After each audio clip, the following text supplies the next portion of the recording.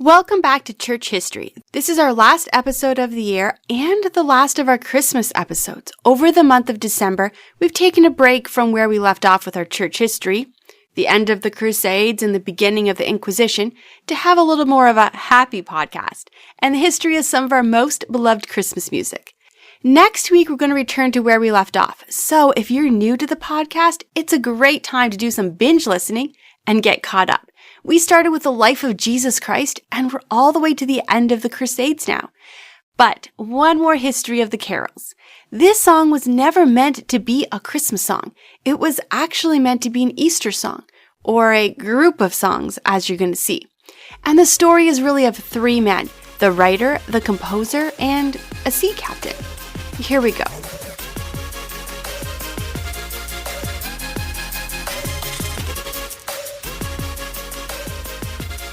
George was born in 1685. This was actually the same year the great composer Bach was born. They were a Protestant family, and at that time, all of the churches had organs and choirs. Now, at age 7, George and his father visited the Holy Trinity Church. George was in awe of the beauty of the church, and he asked if he could play the organ. The Duke agreed, and little George sat down to play. Now, everyone was expecting childlike noise, but instead, beautiful music filled the church hall. The Duke told his father he must give George a musical education. So, George's father bought an organ for their home and found a music teacher. Frederick Zachau became his teacher. Now, Frederick had a drinking problem and was often not ready for church because he was too drunk. So often he had George play for him at church. And soon, little George had taken over most of the church work. Then, in 1697, George's father died. This was very hard on young George, and he soon found himself bearing his grief in music. George went on to university and then traveled to Italy, and soon he became a master at Italian opera. In 1710, Prince George of Germany had him create music for him. When Prince George became the King of Great Britain, he asked our musician friend George to move to London with him. He gave him a salary and a grand place to live. Soon George was living the lifestyle of the rich and famous. Many of his operas became famous. His shows were known for great set designs and costumes, and his music was unmatched. And here we start the story of our second man, Thomas Cromb. In 1704, an uneducated sea captain landed in London, England. He'd begun working on ships at the age of 11 and had worked his way up to sea captain.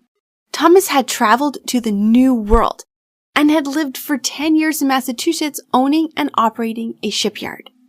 Now in his late 30s, he was returning to London, but what he saw that day changed his life forever. Walking through the streets, he was appalled at the number of street children. But it was when he found a small, frozen baby that he knew things needed to change. Thomas tried to save the little baby, but it was obvious the baby was dead and had been frozen for some time. However, as horrifying as this was, Thomas was even more horrified to find out that no one seemed to care or be surprised. It seemed that finding frozen babies was not out of the ordinary. As Thomas talked to more of his friends, he learned the stories of young ladies who had moved to London after being told they would find jobs and husbands here. The wealthy men of London took advantage of these poor young girls, promising them marriage. However, once the girls were pregnant, the wealthy men would simply disappear, leaving the girls homeless and pregnant. These girls were often very young and would either abandon their babies to die in the cold, or once their babies died, leave them behind because they had no way to bury them. Around 1,000 babies a year were being abandoned to die in the streets of starvation and cold. Thomas knew that God wanted him to find a way to help these mothers and these babies. So he came up with an idea. He would start a hospital just for new babies, and mothers could bring their babies and leave them at the hospital where they would be cared for until the mothers were able to return and take care of them. But this would take money, and Thomas had to find a way to pay for it. So he went to the churches. That seemed like the obvious place to go. The churches were so large and had elaborate structures here in London. They had plenty of money, and if each of the churches shared just some of their money, they could easily be able to build his hospital. However, the churches were not interested. He was told such a place would only encourage girls to continue their bad behavior, and the church could not endorse such a thing. Not even a penny was given to Thomas. Thomas then went to the men of society, since many of them were the fathers of these babies that were dying. But none of the men would even see him. Then Thomas met a young lady, the Duchess of Somerset. She was only a young teenager herself and was married to a rich lord, in fact, the richest one in all of London. And she had just had a brand new baby herself. Thomas asked her for help. The young lady was very well known and because of her husband, had many connections. She agreed to help raise the money and put her name on the charity bill. Soon the money started to come in and the hospital was built. A movement was started called the Cult of Sensibility. It was the fashion of the day to show concern for the poor, especially the poor children. Meanwhile, our musician George was unmoved by this new cult of sensitivity. Even though he had lost his father at a young age, he was more concerned with problems he was facing in the theater. You see, it was 1718 and society was changing and the Italian opera was not very popular anymore. People didn't want Italian, they wanted English. And soon George's shows stopped making money. George was used to living the high life. He was living in a borrowed castle and he was friends with princes and lords and ladies.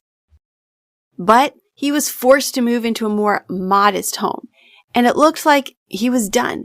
People thought he would just retire and live a modest life with the money he had earned. However, George started writing oratory or choir music. He didn't need grand costumes or sets anymore, and he made sure that his new music was in English. It was a restart of his career. George also decided to use biblical stories. These became popular, and before you knew it, his career was on the rise again. This brings us to our third man in our stories, Charles Jennings. Charles was a landowner and extremely wealthy. His entire life, anything he needed was provided for him, and everything that needed to be done was done for him. Now, Charles was an extremely serious person.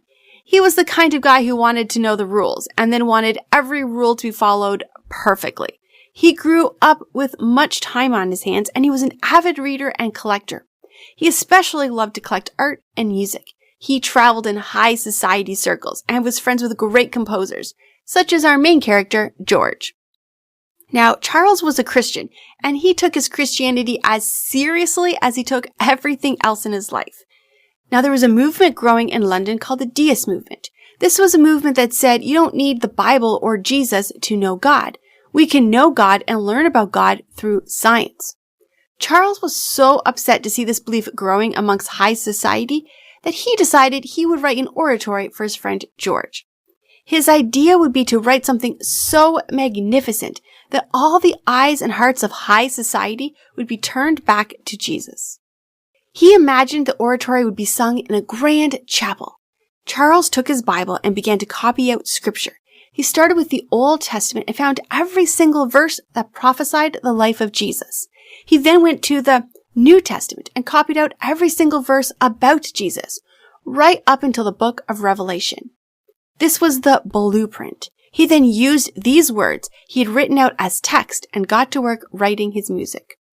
When he finished his oratory, he brought it to his friend George. He told George it was an oratory of the grandest theme in all of history, the Messiah himself. But as he started to explain, the plot was in 3 parts. Telling Jesus was coming, and then the life of Jesus, and then the return of Jesus. Jesus was the main character and also the only character in the oratory. However, Jesus had no lines.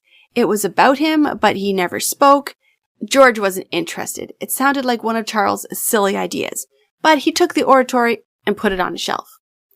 A year and a half later, George was looking for ideas for a new oratory, and he took the oratory down from a shelf, dusted it off, and read the words. He began to write music. It was as if he was possessed. His hands could barely keep up with the music. It was as if it was writing itself. In only 24 days, he had written the music to the entire oratory. Jennings didn't know George was writing the oratory finally. When he learned the music had been written in just 24 days, he was angry. It seemed his friend didn't understand the magnitude or the beauty of the text, and he had clearly not put the effort in that it was worth. Then he learned that George had taken off to Dublin to put a choir together, and he was planning on performing it in a theater. Even more devastating, George was using Suzanne Kibber as his main female soloist. Suzanne was an adulterer. The press had been covering her horrible affair in great detail for some time. She was so despised by high society that the last play she was in was empty because no one respectable would ever be seen attending a play that Suzanne was in. Jennings wrote a letter to George telling him how angry he was. But while Jennings had all the facts correct, he didn't actually know the whole story. You see, George had been changed while writing the music of this great oratory. As he wrote one of the songs called Hallelujah Chorus, he had felt that suddenly he had been transported to heaven itself and that he had seen the throne of God. As his hand wrote the last note, he had fallen to the ground, face down in tears. He was no longer looking for fame or fortune. And as he had finished up the music, his friend, the Duke of Devonshire, had written to him asking for help. You see, there was a problem in Ireland. There had been a famine and people were starving. And the worst situation of all was debtors' prison. Those people with debts were forced to work hard labor, and people were starving to death in the prisons. He wanted to help the people get out of prisons, and he had an idea. If George could come and perform one of his operas or oratories in the theater and give the money from the show to pay off the debts of some of his prisoners, that would help so much. When George read the letter, he knew he had just the right oratory. And he also had the right soloist. You see, Susanna had been forced into a marriage at a very young age, and her husband had been abusive and stolen any money she got from her acting jobs. When she tried to hide her money in the theater, he had broken into the theater and stolen it. Susanna had fallen in love with another man, and the two had run off together. Her husband had come to the home with large men, taken her by force, and locked her up. She'd been rescued later by her brother. She returned to the man she was living with and gave birth to their little girl. But her husband had actually hid a spy in their closet and watched them at night. Then her husband took her to court and had his spy give detailed description of what he saw that night. And every horrible detail was printed in the papers. She was not seen as a woman escaping a forced, abusive marriage. She was portrayed as a prostitute. She was despised. And George knew that she needed the message of this new oratory more than any other woman in London. So he had her come with him to Dublin to perform. Now, she didn't read music, so George sat with her and taught her the entire oratory, line by line, until it was perfect. Next, George needed a choir. Now, the St. Patrick's Choir was the greatest choir in Ireland, but the head of the church, Jonathan Swift, was against it. He didn't think the music should be played outside of a church, and he was very opposed to Susanna being part of the performance. However, he was kind of pressured into it by a man named Patrick Denley, who was taking over the church. The theater was packed, and Susanna rose to sing.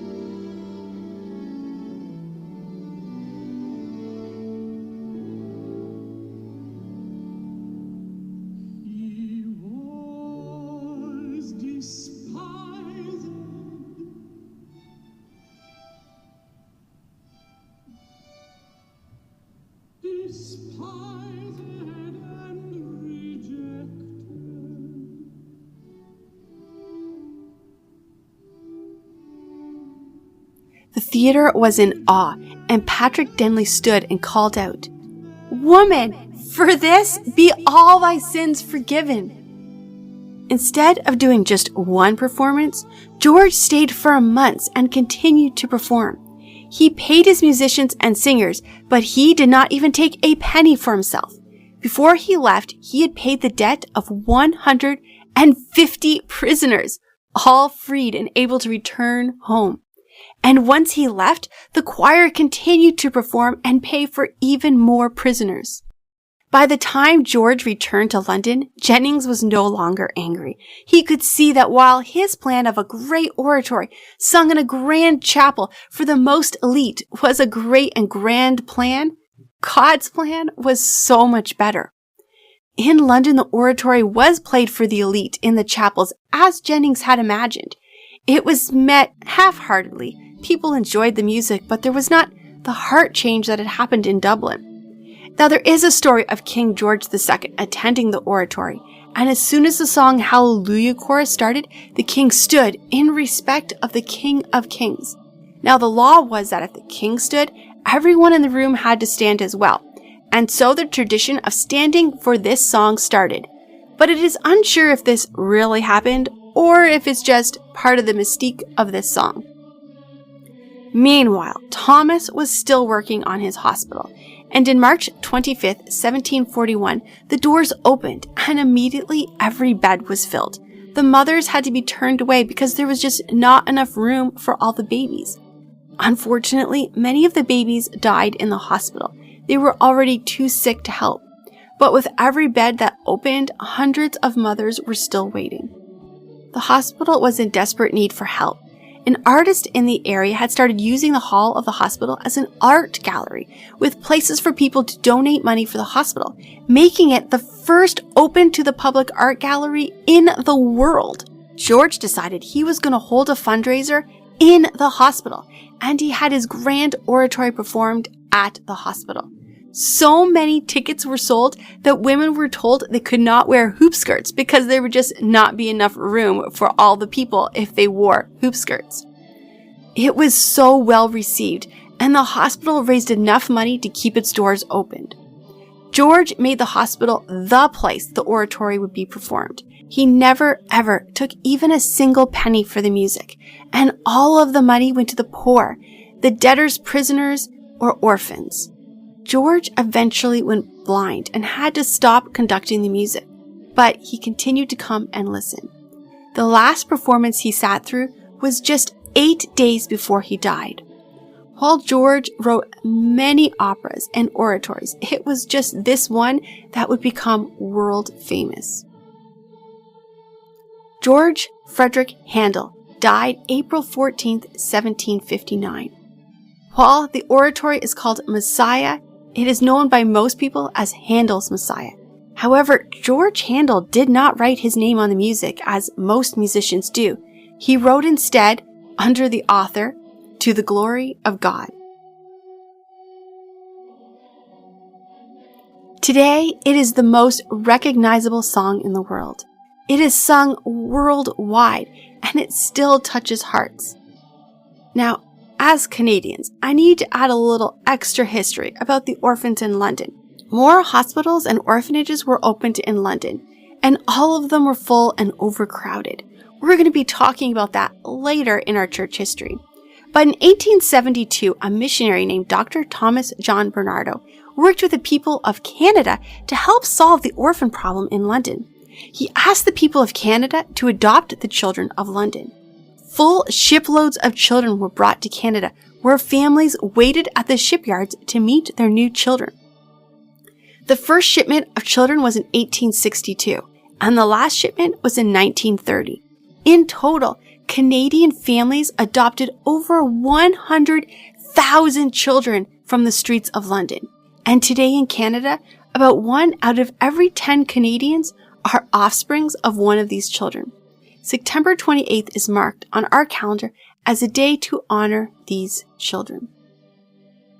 I hope you enjoyed this story of Handel's Messiah. It is probably my favorite choir music. I so much enjoyed learning the history of how this music changed Handel, and I hope that it changes you as well. I will see you in the new year when we will continue more church history.